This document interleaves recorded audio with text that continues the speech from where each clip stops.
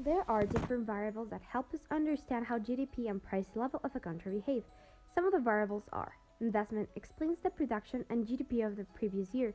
In this case, investment that wasn't consumed during the previous year comes to savings. Public debt, how much money the government of a country owes to external parties.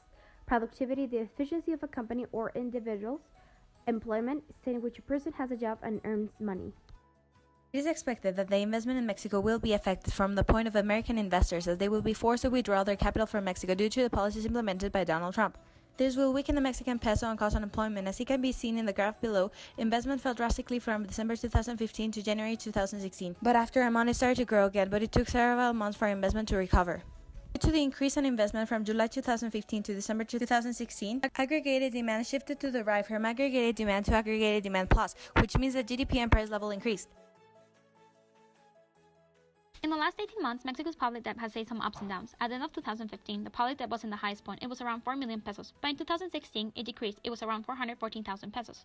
From this point on, public debt started to rise, reaching a debt of around 5 million pesos at the end of the year. It is forecasted that the public debt will represent 55% of the GDP at the end of the presidential period. Now, it's almost 50%.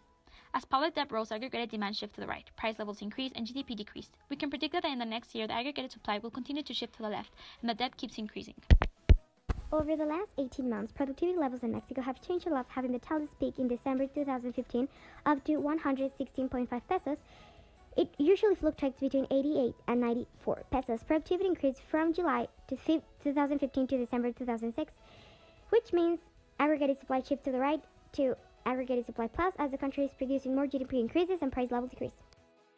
18 months ago, unemployment was at 60.15%. 3 months later, highest peaking 61.46% of employment. March 2006 was located the lowest point and 58.95%. As today, the unemployment level is very low and has been decreasing since November 16. On January 2017, the unemployment rate was at 58.95%.